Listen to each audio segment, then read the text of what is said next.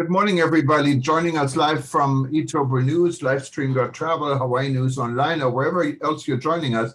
If you wanted to be part of our live audience, we haven't started yet. You can still do this. Just go to worldtourismevents.com, worldtourismevents.com, and you see our breaking news East Show. No, West Show, I'm sorry. East or West is difficult. West Show was our next one, and you can just simply click on it and join and register. There's no charge. Otherwise, feel free to just stay on and stay tuned. And we're going to be starting in about 5 minutes, 4 or 5 minutes. Okay. All right. So, Peter, I didn't want to shut you up. No, it's okay. Lisa and I have become friends. We'll chat. Yes. Where in Florida are you, Lisa? I am in Ormond Beach. I'm just south of St. Augustine and just north of Daytona. I'm right in between. So yeah. Our corporate office is there, and then our lab is in Winter Garden, which is just outside of Orlando. Yeah, I know Florida pretty well. I mean, not every part of it. My parents used to have a winter home in Sarasota, which is the area is just beautiful. And it is. I'm coming from New Jersey, New York. Half my family is in Florida. I'm also from New Jersey. Oh, so, where? Yeah, I'm from Toms River. Okay, down south. I'm from Verona, which is Essex County. Yep. By the border with Morris County. Yep. I lived in Ocean County. That's where Toms River is. They're right on the shore. Very nice. Toms River. I remember when Toms River had 3,000 people and was a little village. Yep. My parents first moved there when it was that small. Yes, and it's not that way anymore. No, it is not. My dad, grew up in Philadelphia. So moving to Toms River, he was just blown away by how small it was. Yes. So it's grown quite a bit. New Jersey are really great, though. I'm still a loyal New Jerseyan. Yes. Oh, yeah, me too. Absolutely. I'm excited. I think I'm going to be going up to New York in a couple of weeks. So I'm really excited to get back up home. Yes, I understand. Yeah. How long have you been in Texas? I came in 1982, so 92, 22, almost 40 years. Wow. Yeah, so it's been a long time since I've been here. I kept my New Jersey accent, but I guess the rest of it is Texanized. I lived in Colorado for about 6.5 years in my 20s. My Jersey accent it's diminished greatly until I get upset about something, and then my Jersey accent comes out very strongly. People now ask me where I'm from, and then the 2 times it comes back is if I'm upset or if I'm in New Jersey. Yes. And then all of a sudden people say, "Oh, how long are you going to visit Texas for?" And I go, "Well, I actually live there." And they go, "But you sound like you're from here." I go, "Well, I am from here." And it all just comes flooding back the second you're around all of your old friends. Absolutely.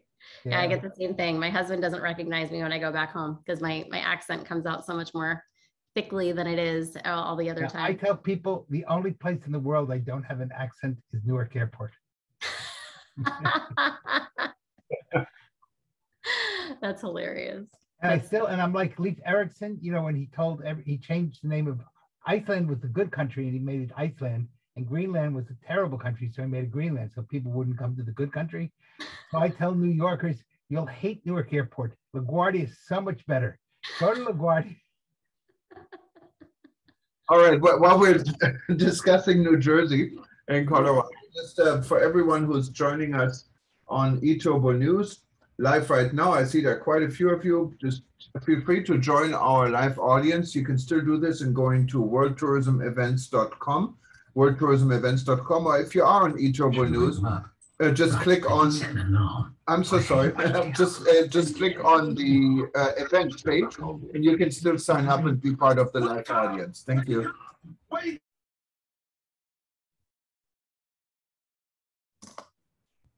I'm sorry, I had to stop Alexa in the background trying to wake me up here. So let's get some people in the audience. Okay.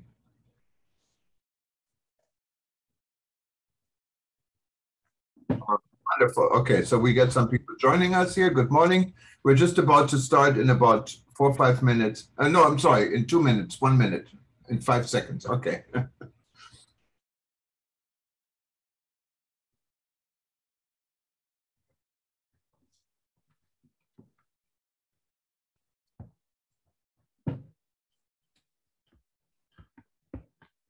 Okay. Okay, we're just about ready. Everyone on social media and eTurbo News, one last call. If you wanted to join our live audience, you can do this. Just click on events on the bar above you, or go to worldtourismevents.com. You can still sign up and ask questions. Otherwise, we're just about to start. You can just stay tuned where you are. And if you miss any of this, we'll repeat it a number of times, and it'll be on our archive as well.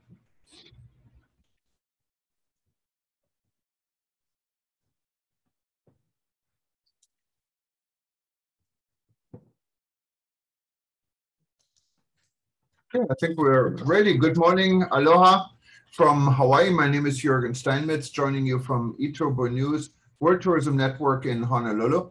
With me, as always, is Dr. Peter Tarlow in College Station, Texas. And we changed our format, so we're now actually live, and we have a guest, Lisa Wilson. We will introduce Lisa in just a minute. And before we do this, as we always do, we're going to start with the weather. I can tell you it's early morning here, and it's beautiful, blue sky. It's going to be a nice beach day here in Hawaii. How's everything in Texas, Peter? Well, we're having typical Texas summer weather. So right now it's mid-afternoon and it's warm. It's not too bad. It's between 95 and 100, which is pretty typical for Texas, though we are expecting the possibility of an afternoon shower. So, but you know, this is life in the tropics, so you got to kind of expect that. Yes, and there's a lot going on in this world. And Peter, maybe if you want to, you're ahead of me with the time a little bit, summarize what are the most important items before we go to Lisa. Well, of course, Lisa is going to be speaking with us very soon, but the number one topic, of course, is the number of Americans from the U.S. perspective who are caught in Afghanistan. They just had a news conference with the Department of Defense, and that was kind of a semi-disaster when they admitted they don't know how many Americans are there, and that's created somewhat of a problem.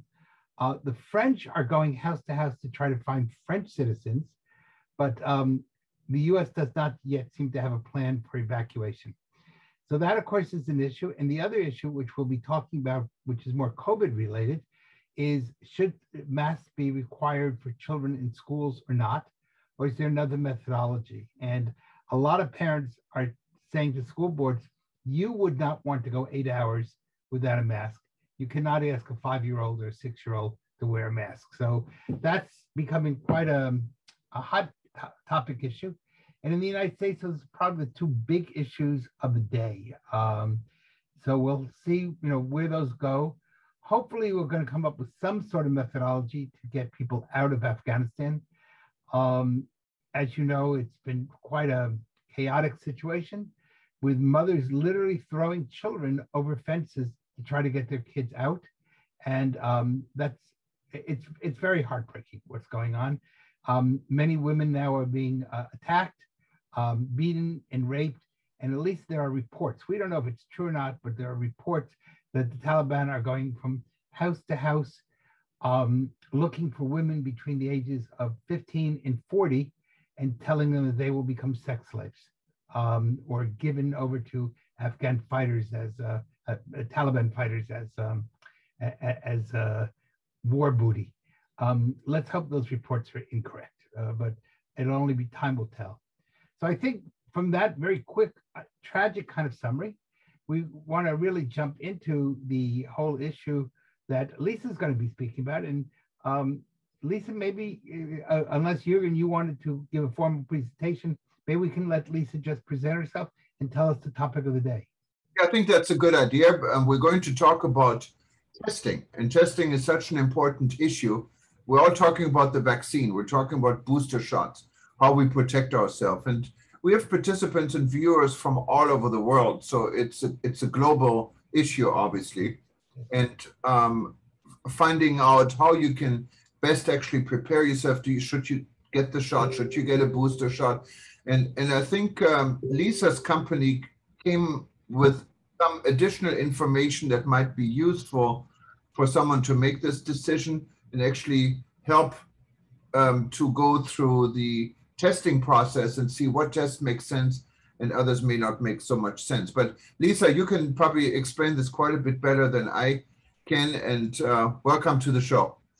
Thank you so much for having me. Begin, I'm just going to have one request that I know that lots of people are asking, and that is if you could talk about the interrelation between your testing process and children, and would this be a way to deal with, say, the mask issue in the schools? So if, during your chat, if you could bring that up, I know there are a lot of people very interested, and they've indicated to me they'd like to hear you speak about that, if possible. Thank you. And I should say that Lisa and I are both fellow New Jerseyans, so by definition, she's great. That's fantastic. Thank you so much for having me today.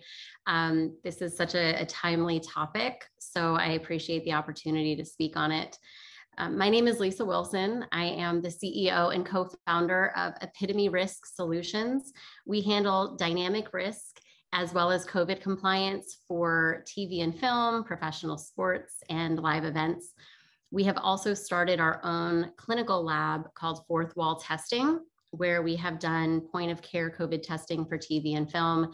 And we have had the extreme privilege of partnering with an immunologist by the name of Dr. Marvin Hausman, who has introduced us to GenScript, which is a biotech corporation that has designed a test that verifies your level of protection post-vaccination or post-previous infection.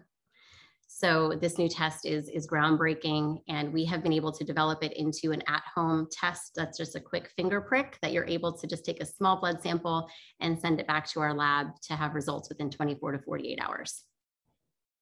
And what is different between this type of test? There's a lot of tests, for instance, they're instant tests. You can get back within minutes. I remember when I went to Europe about a month or two ago, every restaurant you wanted to go to, if you're not vaccinated, you literally get a test literally in front of the restaurant and you get a result. Now it's talking about 24, 48 hours, what is more like a PCR type test.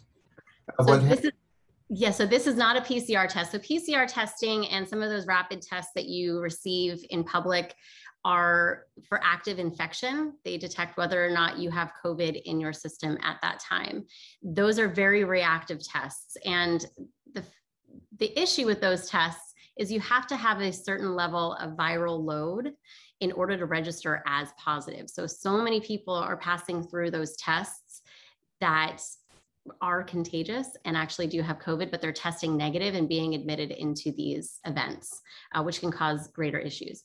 Our test measures your level of protection post-vaccination. So what it does is it allows you that peace of mind in knowing that you can go out in public and feel better protected from contracting the virus, regardless of what's going on around you. So our test is more proactive, and theirs is more reactive if you're doing a PCR live virus test. And I'm sorry, Jürgen. Mm-hmm. Oh, go ahead. I was just in Israel, and one of the things that we had to do was take a serology test. And what they measured was the amount of antibodies we had in our system and our ability to fight off COVID. How is yours like or different from a serology test? That's an excellent question. So ours is a serology test. It is just a more specific serology test than what they are offering outside of our test. So that test that you took when you were in Israel was probably more of a standard antibody test, like you said. So when you are exposed to the vaccine or a potential infection with COVID, your body creates all different kinds of antibodies to attack different parts of the virus. It's similar to throwing darts at a dartboard blindfolded. Your immune system just kind of hopes something works. So those antibody tests measure all of the different types of antibodies. Ours only measures what hits the bullseye on the dartboard, right? So the very specific antibodies that are neutralizing antibodies. And what that means is when you're looking at the virus, you see those little red spikes that come out. You know, we see those pictures everywhere now, right? I mean, I think we could probably see the COVID picture in our sleep. Those little red spikes that come out, the neutralizing antibodies attach to those little spikes, and they block those spikes from attaching to your cells, which is what causes infection. So it blocks the infection from happening. So our test only measures how much neutralization you have from your antibodies. So it's definitely something you should do parallel with any other test, or is it something what would replace a regular test? So where it's important is, you know, if you are vaccinated, it's not enough to just say, I'm vaccinated, I'm good. What we have discovered in our lab from our research is 36% of our clients that reported being fully vaccinated have tested negative for neutralizing antibodies, which means that they would be at risk for contracting COVID. But they wouldn't have known that had they not taken the test. They would be going out and living their lives as though they were protected. So it's really important to know for yourself what your levels are, to know how protected you are in the world. So I know in Austria, they have made it one of their regulations that to go into major sporting events, you need either a negative PCR test within 72 hours of the event, or a positive neutralizing antibody test within 6 months leading up to the event. We are finding that, you know, testing every 3 to 6 months, depending on what your neutralization level is sufficient to forecast your protection level during that time. That, of course, is interesting. So you don't have to do tests twice a week or every week. I know if you wanted to get a job like here in Hawaii and work for the state and you're not vaccinated, you have to get a test twice a week. With your test, you only have to get it like once every 3 to 6 months. Wow. Yeah. Yeah. Well, so how would that impact the tourism industry? Because one of the things we do is we talk about tourism all the time. And for example, if I have to go from one country to another, 3 countries, I got to carry testing with me so that I can keep getting on the plane. Would this be some way of showing an airport that, you know, I'm good to go for the next 3 or 4 months?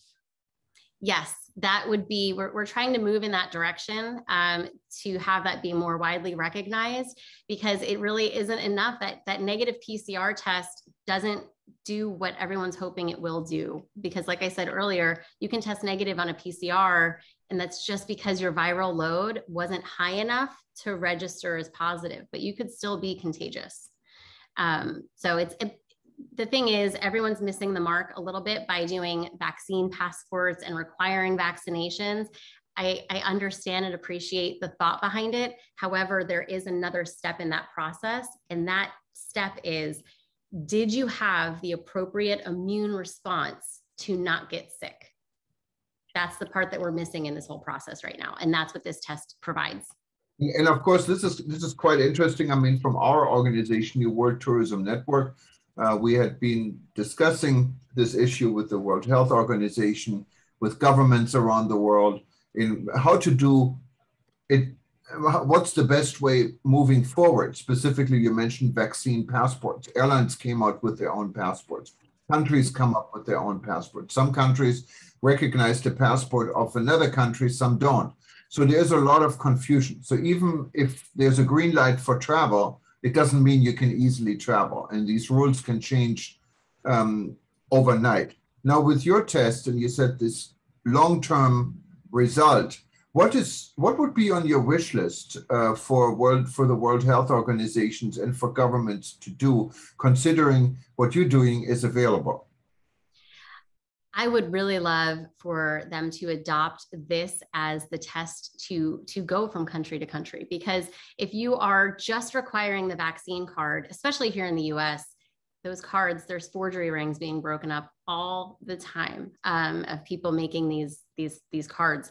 What I would love to have happen is, instead of the vaccine card, it be this test that is actually revealing the immune response. Because 36% of our patients that are reporting being fully vaccinated are testing negative.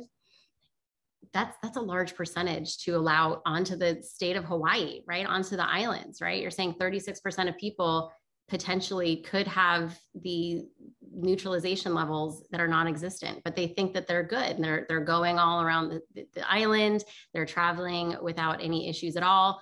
And so I think that that's the most important thing. I would love to see this be more widely recognized. I feel like Europe has been a little bit quicker to adopt this test versus the US right now.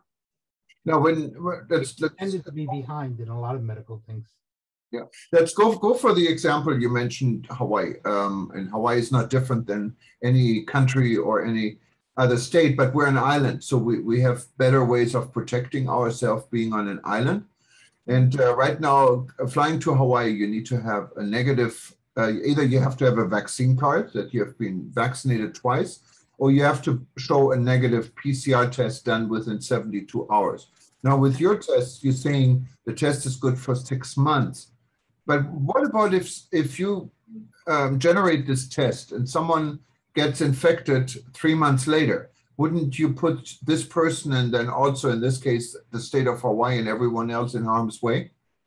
Well, it comes down to the titer, right? So, you know, especially with the Delta variant being so much more easily transmissible, we would want to see a higher titer on those individuals post-vaccine that would account for some of the variants that are out there right now. But having this neutralizing antibody test actually puts you at less of a risk of what you're saying than the PCR testing that's happening right now. One of the things that people have been asking is how available is this test in the US? And how expensive is it? Is it $1, $10, $100? $500? Yeah, no, it's not $500. No. So there are many labs that are offering neutralizing antibody testing through GenScript. GenScript does have the patent on this particular science called CPAS. We are a lab that has taken that test and made it into that at-home finger prick test that you can just ship back to our lab, including shipping. Right now, the cost is $170 per test.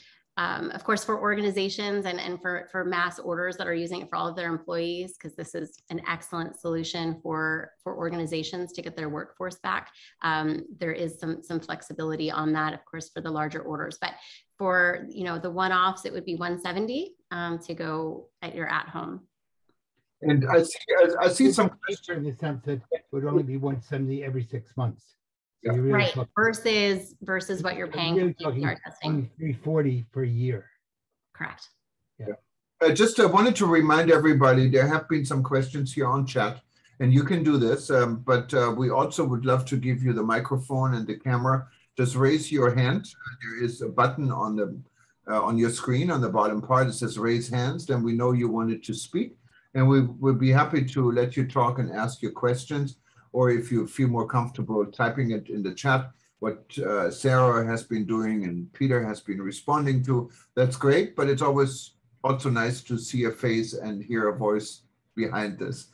Now, since we have a very international audience, and your test is done, I believe, in Florida, are similar tests available in other parts of the world? Or if they wanted to get this test, do they have to ship it to Florida? What then, of course, would take way more time and maybe customs restrictions to make this go. Are you guys expanding to other countries? Yeah, the plan is to expand.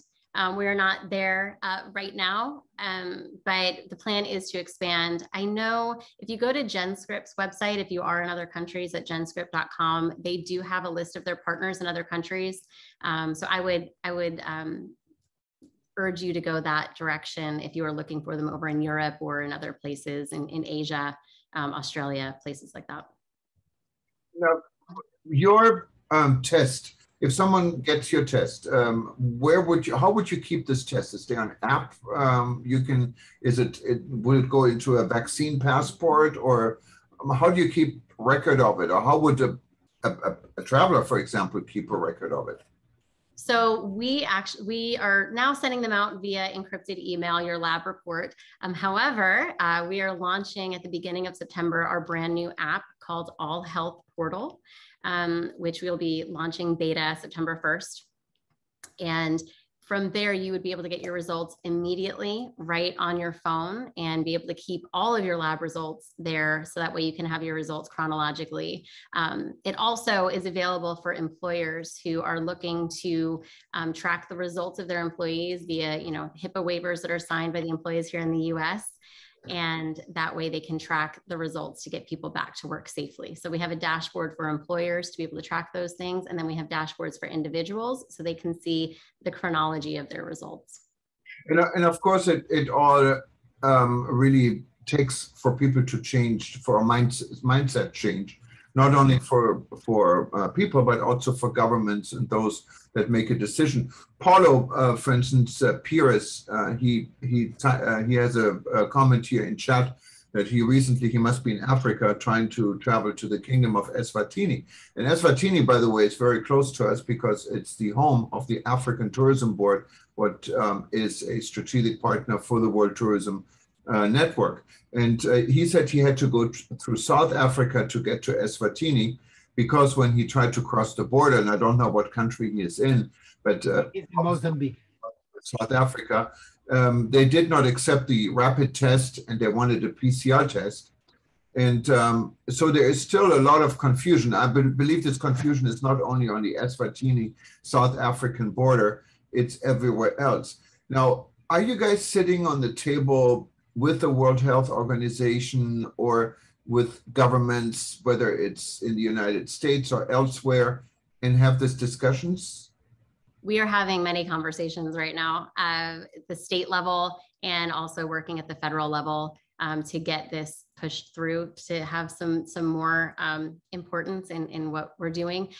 We are speaking to state legislature about their nursing home population specifically, because they are a very at-risk population that we need to be able to track what their neutralization levels are, because staff are in and out all of the time, and you just don't know if they're carriers, asymptomatic carriers, bringing them into the nursing home. So they were also the elderly population was also the very first cohort to be vaccinated. So we are seeing a very high uptick in cases because many of them are those individuals whose neutralization levels have waned over time. So now we're kind of in this perfect storm situation of the Delta variant coming out, a very large percentage of people here in the US at least that are unvaccinated, and then people that were vaccinated, that first cohort, their levels are deteriorating.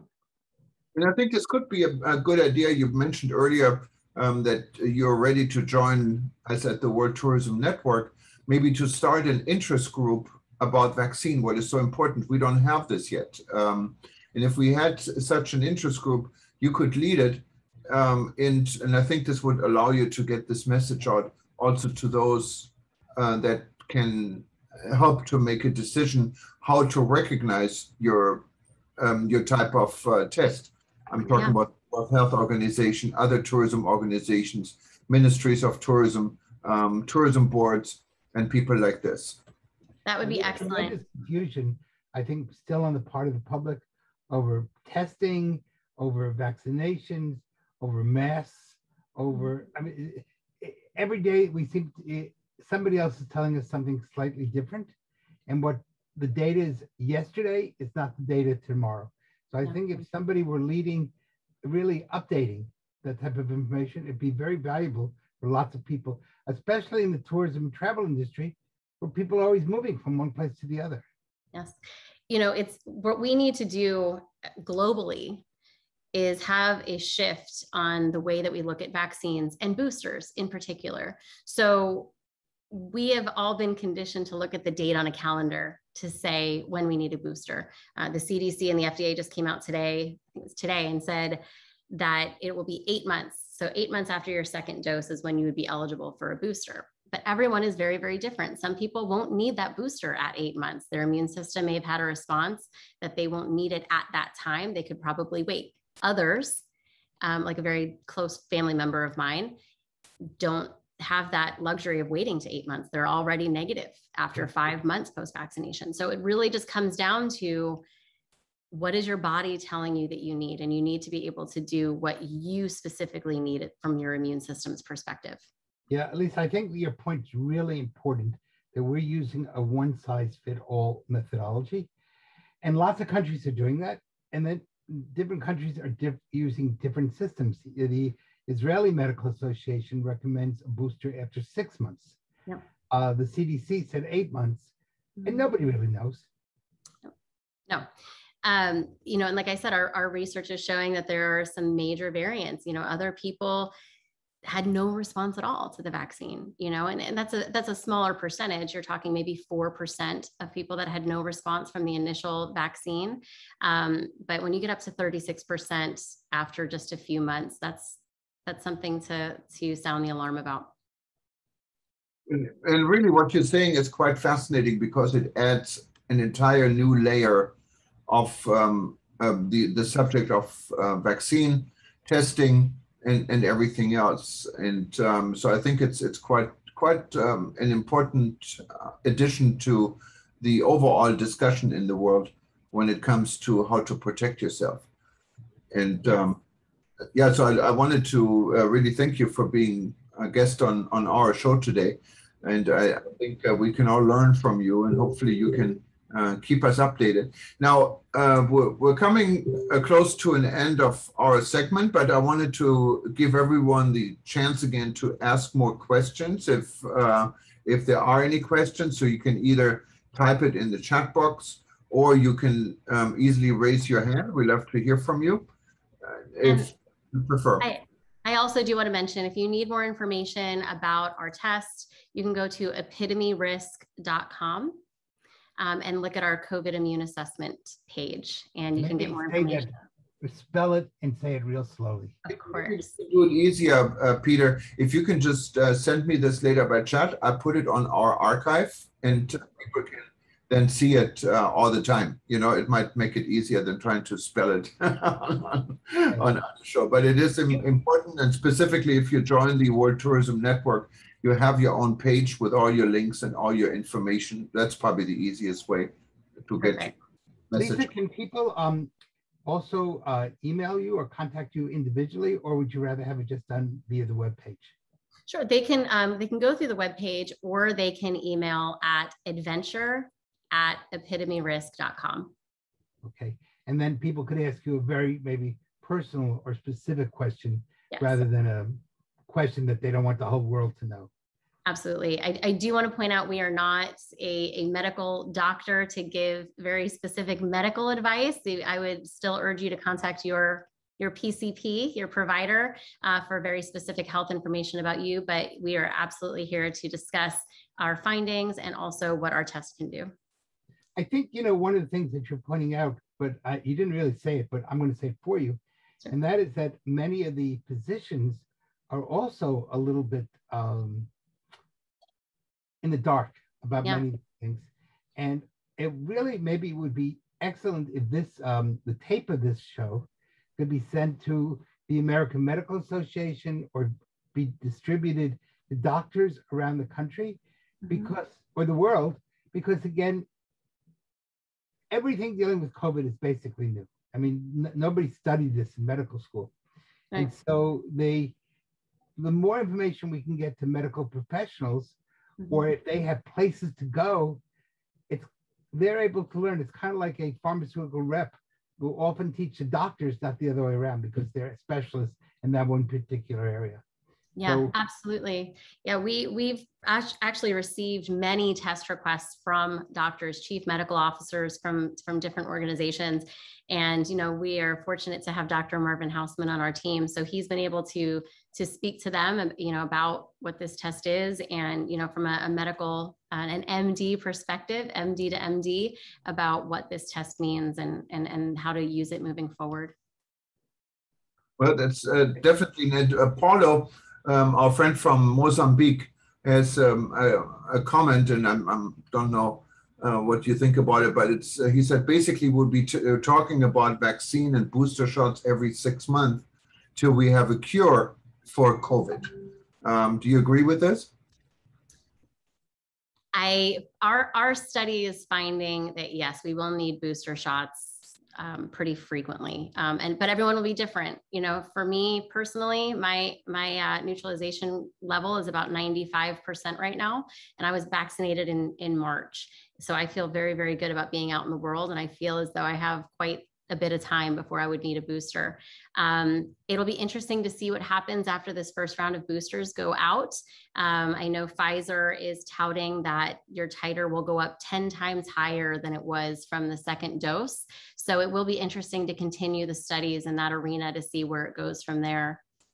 Now, I'm wondering about is some states like New York or New York City now require basically a vaccine passport. Yeah. So if you're going into a restaurant or into anything, any closed space, you have to have proof of vaccination. But on some level, what you're pointing out is that we both could have been vaccinated on the same day, but we may have very different results. Very so different. Basically, on some level, what you're indicating is those vaccine passports are kind of silly, or they are superficial at best. And then we're going to need to have some sort of other indication to indicate more by the individual rather than one size fits all. And I don't know if you have any comments about the vaccine passports, but I think you're making a really strong point that, you know, we have to think about, do we really want these? Are these smart? Are these stupid? Or are these kind of productive? I believe that they are, I definitely wouldn't say that they're silly. I think that they're a step in the right direction. And I think that I think the thought process is, I understand the thought process. I do believe that it's not infallible though. I think that they're just missing a step in that process because of the very large spectrum of immune responses after taking the vaccine. So I think that while I understand the sentiment of protecting people, I think that we have missed I think we have a very big blind spot right now that we're not pointing out publicly. Yeah, so this is something really goes beyond medicine to public policy and public health. Mm-hmm. Yes, absolutely. It's changing because this isn't an issue. What is there is no silver lining. We don't really know where things are going. And it takes people like Lisa and her company to make a difference and change the way we think about it. So I think this is an important discussion we should continue. And I wanted to thank you, Lisa, again, for being part of our audience today. And those that are watching us now, and if you wanted to watch it again, we'll be repeating it. It'll start in about 2-3 hours. And it's going to be repeated for the next 24 hours on your screen. Or if you miss it and you want to watch it later, you can either go to livestream.travel or go to our YouTube channel, and you will be able to watch it anytime. But I'm sure this is not the last thing we heard from Lisa, because this is really a fascinating subject to discuss. And I encourage everyone, because we have a lot of viewers, not only live, but also not live from around the world, to send in your ideas or send in your questions or feedback on this. And so we can maybe help to expand this discussions also to the powers to be, to make changes in whatever region in the world, at whatever institution or in the world, to bring Lisa's ideas and test into the picture. Other than that, thank you again, Lisa. Thank you, Peter, for being part of our... Thank you, everybody, for listening, because this is actually, these types of tests and help us all to be safer. So it's not just about the person, it's not just about the me, it's about the we. Yes. Yeah. And before I say aloha, I give Lisa the last word. And we will show Lisa's contact information. Once you join WTN, you will have your own page with all the information, but we're also going to put it on the screen so everyone knows how to get in touch with Lisa. But Lisa, you got the last word. Oh, thank you. Well, thank you again for having me. It was a pleasure. I do want to leave everyone with the imparting message that it is more important now than ever to be your own health advocate. You need to know what your body is saying that it needs, and you can't listen to what others are saying you need. You need to take action for yourself and be your own advocate. It's all that you can do at this point. So thank you. Thank you, Lisa. Thank you. Aloha from here. Bye-bye. Bye-bye. Take care. Say hello to New Jersey when you go. I will. Thank you so much. Bye-bye. Bye.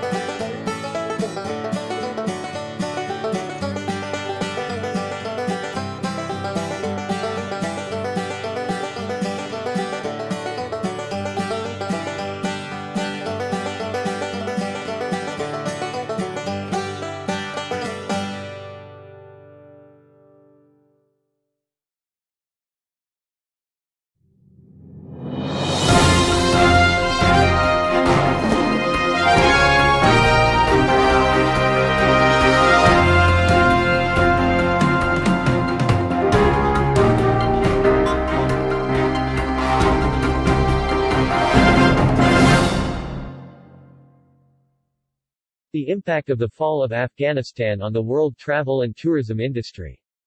World Tourism Network President Dr. Peter Tarlow is a global expert in the travel and tourism industry. Having Kabul fall into the hands of the Taliban is a major worry also for the global travel and tourism industry and World Tourism Network members in 128 countries. There can be little doubt that historians will debate the follies of both US and European policies vis-a-vis Afghanistan for decades to come. Multiple nations have attempted to subdue Afghanistan, from the ancient Chinese to the British, from the Russians to the Americans. In all cases, Afghanistan has lived up to its reputation as the graveyard of empires. The recent fall of Kabul is only the latest in Western failures, and from a geopolitical perspective, this defeat's impact will be felt for years or decades to come. It should not be surprising to anyone that the impact of events during the last few days, starting on August 14, might well also impact the world of tourism in ways not yet understood or assimilated by tourism industry officials. The former president of Afghanistan took as much money as he could before he fled his country, and hours before the Taliban were able to stop him.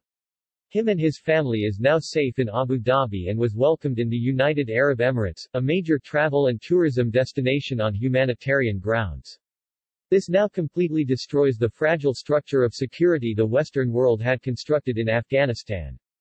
Yet despite the fact that there is much we will need to learn about the latest Afghan debacle, it is important that political experts, public policy officials and tourism scientists develop an understanding of how a relatively small and poor nation has played, and might in the future continue to play, such a major role on the world stage and also in world tourism. To understand what the Kabul debacle means, we need to examine the country both from a geographic and historical perspective. Real estate agents often cite the refrain that there are only 3 words that determine the value of a piece of property. These words are location, location, and location. In other words, in the world of real estate, location is everything. To a great extent, we can say the same thing about nations. Much of a nation's destiny is determined by where it is located in the world. For example, the American nations, and the United States in particular, have had a huge advantage in that they are separated from Europe by an ocean. The United States' lack of hostile borders has meant that the U.S. has had the luxury of what we might call splendid isolation. Its natural borders, as distinct from many European nations that live with multiple borders in relatively close proximity, served not only to protect many of the American nations from military invasions but until the onset of COVID also from medical illnesses. Although the late 20th century and the 21st century have seen a decline in this geographic advantage due to mass tourism and the current U.S. administration's lack of desire to protect the U.S. southern border, the principle still holds true. Canada has had the advantage of having a long peaceful border with the U.S., which has permitted Canada to expend minimal resources on military defense. Afghanistan is a completely different situation. This landlocked nation is in the heart of what historians call the Silk Roads. To a great extent, these are the lands in the heart of the world, and it is in these lands that much of the world's economic history has occurred. Afghanistan not only sits in the middle of the Silk Roads, but the nation is also incredibly rich in mineral resources. According to Peter Frankopan, citing the U.S. Geological Survey, reports that Afghanistan is rich in copper, iron, mercury, and potash. The nation also has major reserves on what is known as rare earths.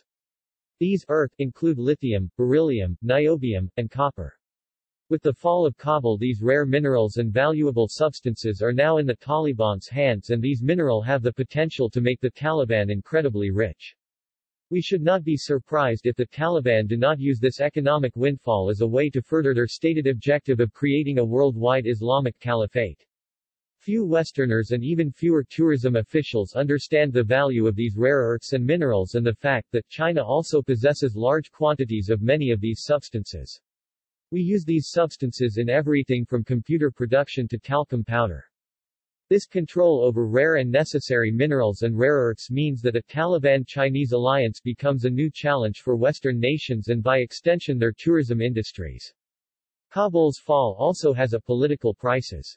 Its conquest greatly increases not only the Taliban's prestige but that of numerous other terrorism and insurgency groups around the world.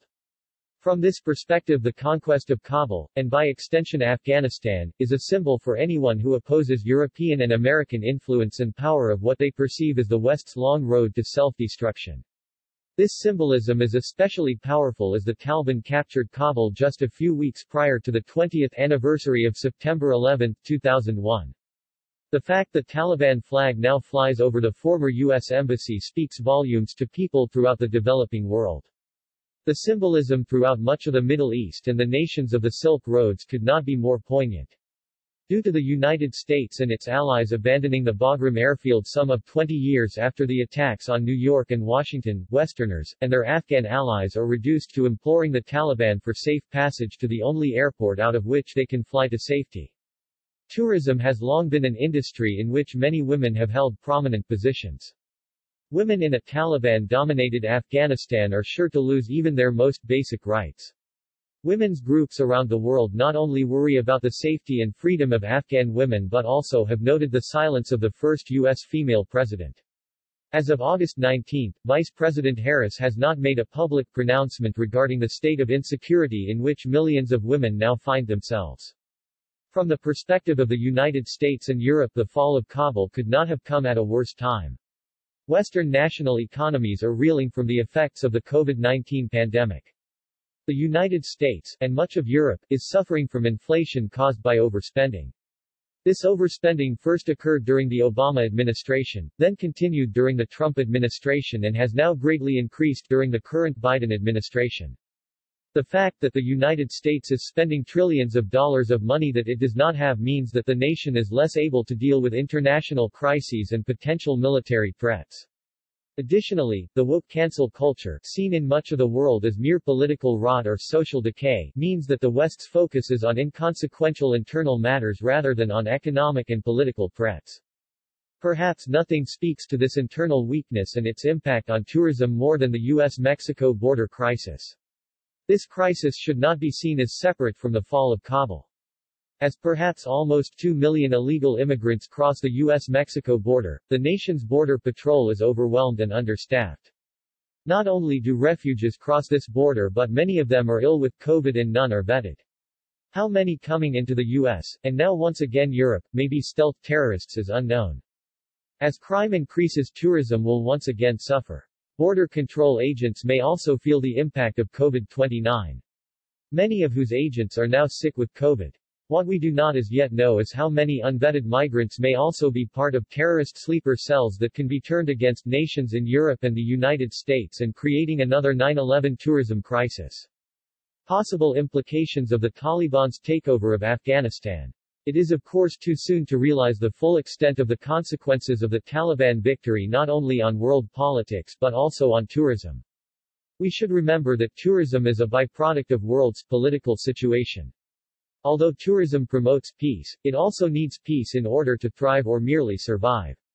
Wars, human rights violations, illnesses, and natural disasters all dissuade visitors from coming to a specific location. Below are some of the things that the tourism industry might expect from the poorly executed U.S. withdrawal from Afghanistan.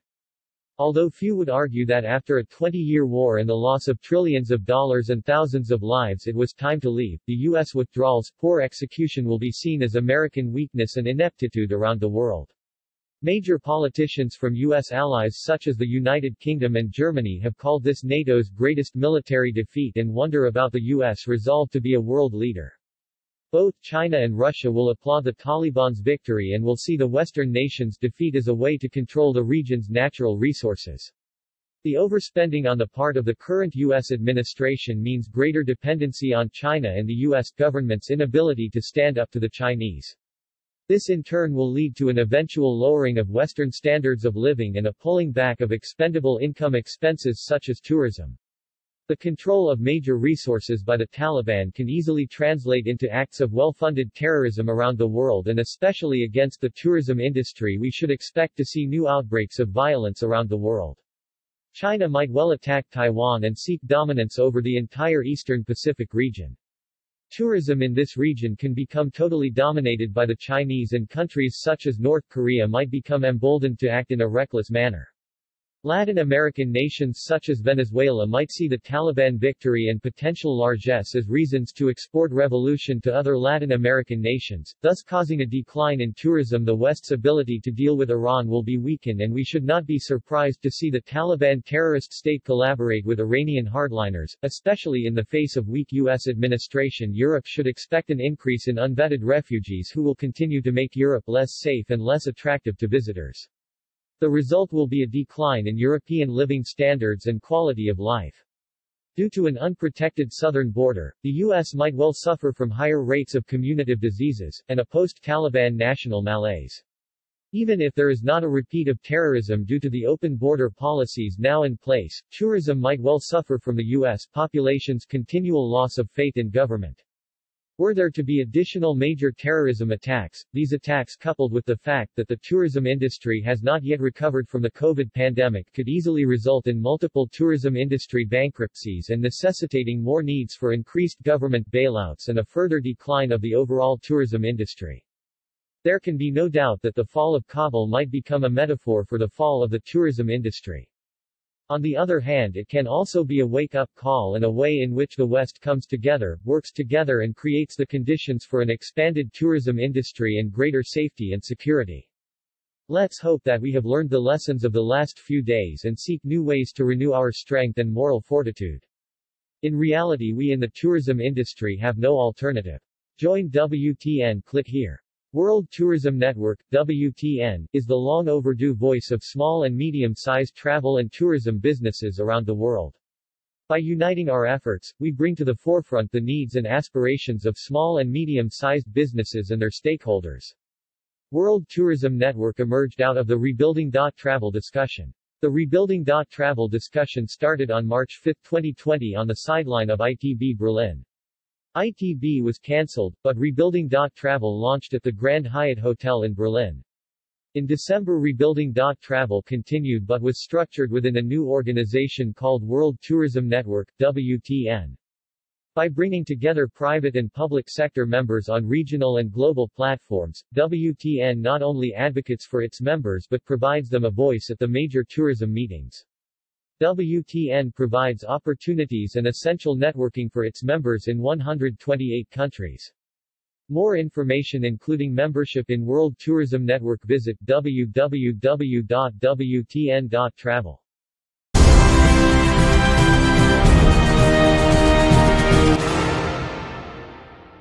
"18-year-old to serve as new Port Canaveral ambassador." At an August meeting of the Canaveral Port Authority Board of Commissioners, Port Commissioner Robin Hadaway announced the appointment of Rockledge High School graduate Jessica Maxwell as Port Canaveral ambassador to serve as Commissioner Hadaway's delegate in the port community. Jessica is Commissioner Hadaway's first port ambassador appointment, and at age 18, is the youngest person to serve as a delegate for the CPA Board of Commissioners. Each Canaveral Port Authority Commissioner may appoint up to 2 individuals to serve as a commissioner's representative in the port community. Port ambassadors engage the community to promote greater understanding of Port Canaveral's role in the region. They also increase public awareness and understanding of the Canaveral Port Authority's strategic plans. As stewards of the port, we need to be looking to our future workforce and prepare the next generation to lead, said Commissioner Hadaway. Jessica is excited to learn and share our vision with her generation. I hope you will join me in welcoming her to her new role as Port Ambassador. As Port Ambassador, Jessica will assist Commissioner Hadaway with the Port's Junior Port Ambassador program to share her knowledge from the HELM program, aiming to build relationships and increase public awareness and support for the Port's key activities among young people in the community. As a student at Rockledge High School, Jessica participated in the school's Helping Educate Leaders in Maritime HELM program. She also served as battalion commander for the Rockledge High School ROTC. An active equestrian, Jessica's post-graduation plan to enlist in the U.S. Navy was derailed after a horse riding accident revealed she suffered from osteosarcoma, a bone cancer that resulted in the loss of one arm before the year was out. Port Canaveral, located in Florida, is a gateway for cruises and recreation as well as cargo and logistics. It has been long distinguished as the gateway to new frontiers in space travel. Port Canaveral hosts nearly 5 million revenue cruise passengers through its state-of-the-art terminals and 6 million tons of cargo annually. Tourism and recreation at Port Canaveral. At Port Canaveral, visitors can experience the thrill of a rocket launch while sunning on the beach. The Cove is a waterfront recreation area at Port Canaveral with restaurants, lounges, shops, charter boats, and a casino ship. Many Cove restaurants have outdoor tables and tiki bars, great locations for watching the cruise ships glide by or just enjoying an onshore breeze. When the sun goes down, there are DJs, live bands, dancing, and karaoke, and camping.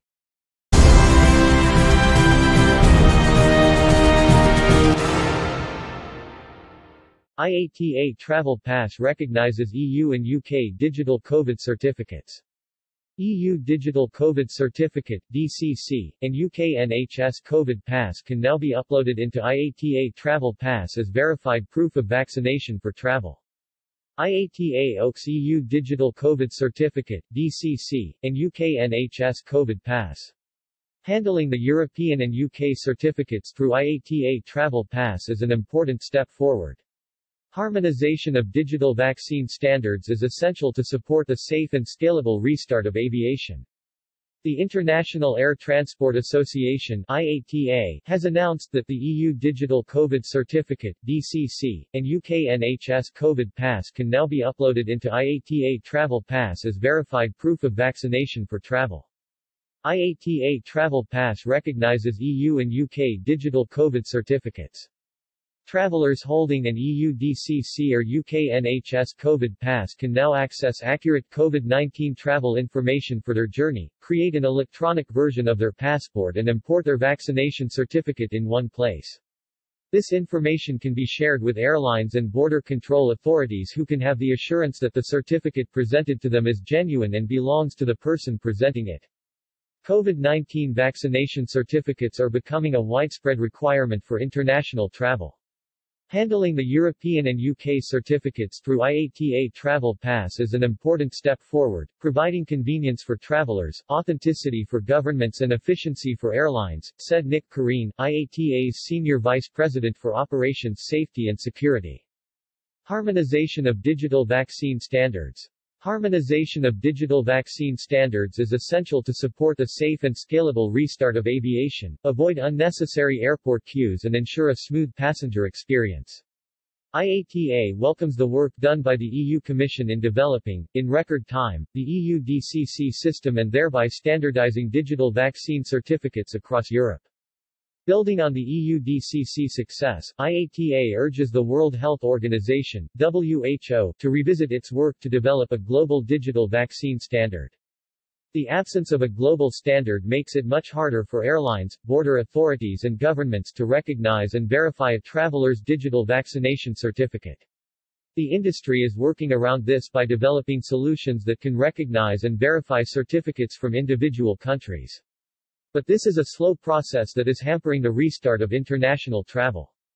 As more states roll out their vaccination programs, many are urgently looking to implement technical solutions to provide vaccine certification for their citizens when they travel.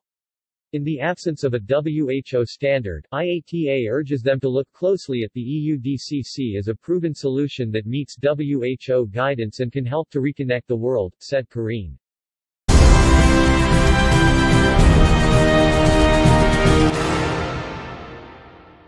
Turkmenistan opens its airspace for Afghanistan evacuation flights. In this situation, fulfilling its international commitments, including those arising from international humanitarian law, Turkmenistan will provide its airspace for the carriage of these persons by the planes of foreign states. On August 15, Taliban entered Kabul and established full control over city. Western countries are evacuating their nationals from Afghanistan. Turkmenistan allows Afghanistan evacuation flights to pass through its airspace. The press office of the Foreign Ministry of Turkmenistan issued a statement today announcing that Turkmenistan's government has made a decision to open the country's airspace to evacuation flights flying foreign nationals out of Afghanistan. Turkmenistan opens its airspace for Afghanistan evacuation flights. As is known, some countries have started to evacuate their citizens located in Afghanistan.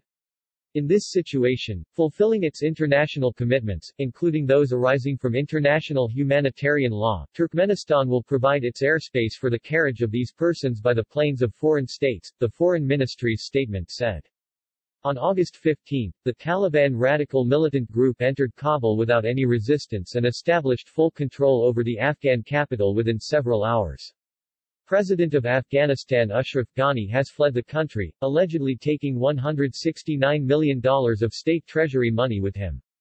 Since then, Afghanistan's Vice President Amrullah Saleh declared himself as the country's caretaker president, calling for armed resistance to the Taliban. Western countries are evacuating their nationals and embassy staff.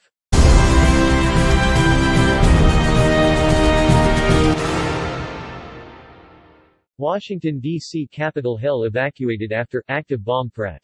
A man in a black pickup truck drove right up to the Library of Congress building and claimed to have an explosive device in the vehicle, before displaying what appeared to be a detonator.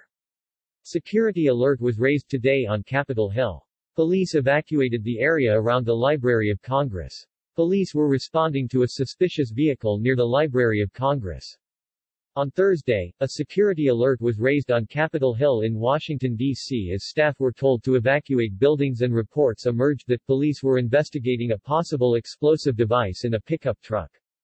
U.S. Capitol Police evacuated the area around the Library of Congress on Capitol Hill after a driver pulled up outside and claimed to have a bomb in his pickup truck, the police chief said.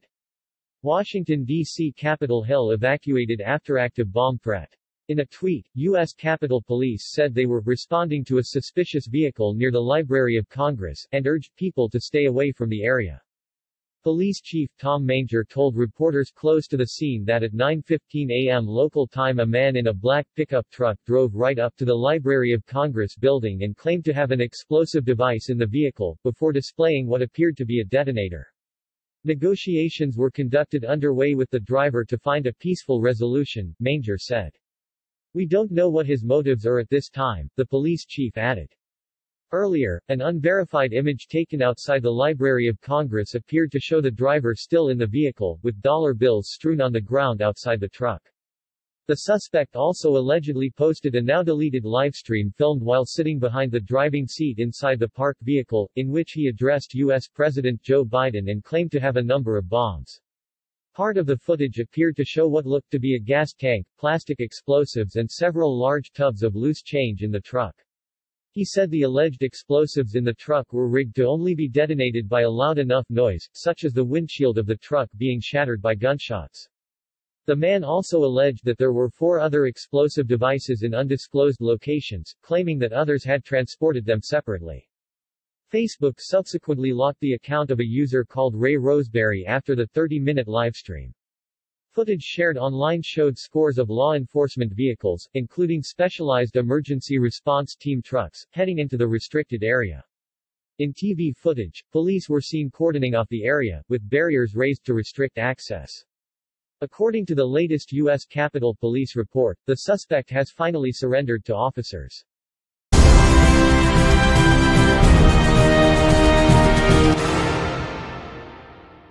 Blocking airline funds threatens industry recovery. Approximately $963 million in airline funds are being blocked from repatriation in nearly 20 countries. Governments are preventing nearly $1 billion of airline revenues from being repatriated. Airlines will not be able to provide reliable connectivity if they cannot rely on local revenues. It is critical for all governments to prioritize ensuring that funds can be repatriated efficiently. The International Air Transport Association (IATA) urged governments to abide by international agreements and treaty obligations to enable airlines to repatriate close to nearly $1 billion in blocked funds from the sale of tickets, cargo space, and other activities. Blocking airline funds threatens industry recovery. Governments are preventing nearly $1 billion of airline revenues from being repatriated. This contravenes international conventions and could slow the recovery of travel and tourism in affected markets as the airline industry struggles to recover from the COVID-19 crisis. Airlines will not be able to provide reliable connectivity if they cannot rely on local revenues to support operations. That is why it is critical for all governments to prioritize ensuring that funds can be repatriated efficiently.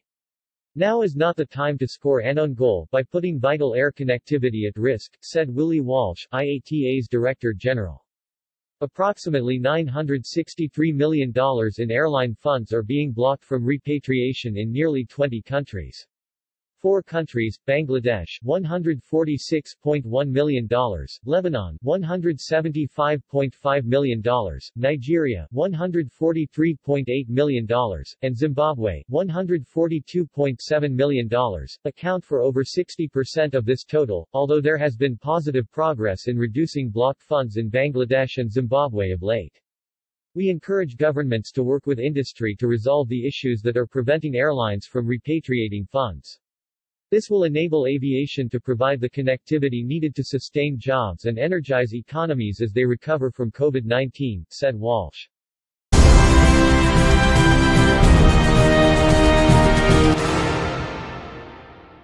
El Al relaunches Budapest to Tel Aviv flight. Reopening its connection between Budapest and Tel Aviv today, El Al will operate a 4 times weekly service on the 2,165 km sector. El Al returns to Budapest Airport. Israeli flag carrier resumes Tel Aviv services from Budapest. Budapest-Tel Aviv flights will operate 4 times weekly. Budapest Airport's route network resumption continues with the return of the Hungarian Gateways airline partner, El Al Airlines. El Al relaunches Budapest to Tel Aviv flight. Relaunching links to Tel Aviv, the Israeli flag carrier will once again significantly expand the airport's operations to the Middle Eastern country. Reopening its connection between Budapest and the city on the Mediterranean coast today, the carrier will operate a 4 times weekly service on the 2,165 km sector. Balázs Bogacs, head of airline development, Budapest Airport said, "We're so pleased to see El Al return. Budapest is one of the top destinations for Israeli travelers, so we know this service will be in high demand." Budapest has a large Jewish community and, indeed, the Great Synagogue of Budapest is the 2nd largest synagogue in the world. We are, therefore, confident that El Al's resumption of services from Tel Aviv will be popular both with tourists and with travelers who are visiting friends and relatives. El Al Israel Airlines Limited is the flag carrier of Israel. Since its inaugural flight from Geneva to Tel Aviv in September 1948, the airline has grown to serve over 50 destinations, operating scheduled domestic and international services and cargo flights within Israel, and to Europe, the Middle East, the Americas, Africa, and the Far East, from its main base in Ben Gurion Airport.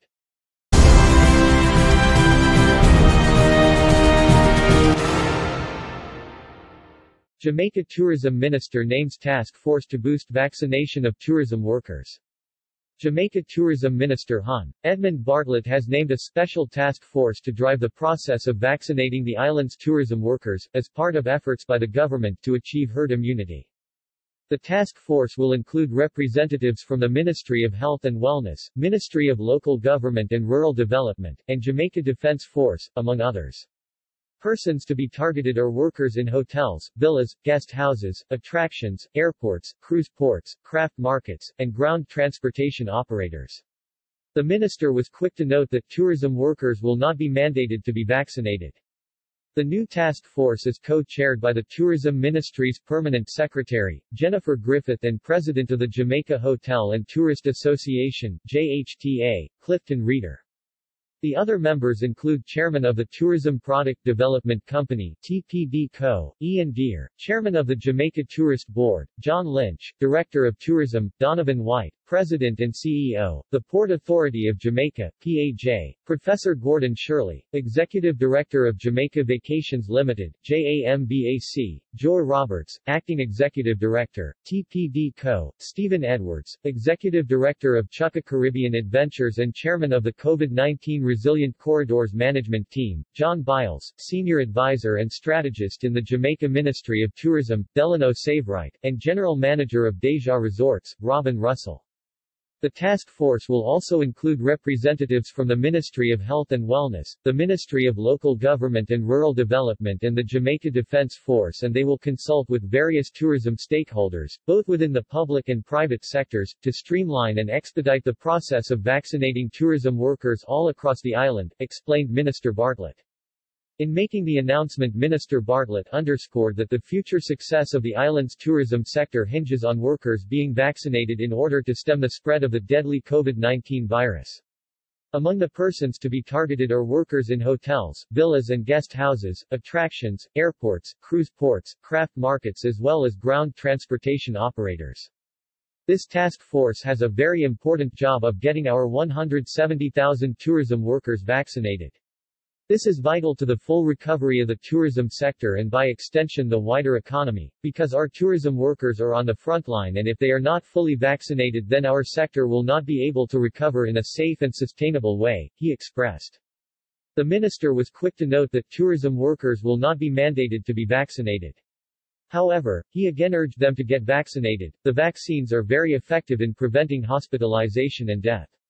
So, I encourage all our tourism workers to capitalize on the opportunity to be vaccinated in order to safeguard your lives, your relatives as well as your communities, Minister Bartlett expressed. Mr. Bartlett emphasized that the task force will take a collaborative approach, which has proven to be very effective in managing the pandemic since March 2020, when the first COVID-19 cases were confirmed in Jamaica. I am confident that this united approach will be effective because it has been fundamental to our success in introducing our COVID-19 health and safety protocols, our innovative COVID-resilient corridors and the framework to facilitate the testing of visitors to the island. We will continue to work hand in hand with our tourism partners to guarantee the recovery of our all-important tourism sector, he added. #Rebuilding Travel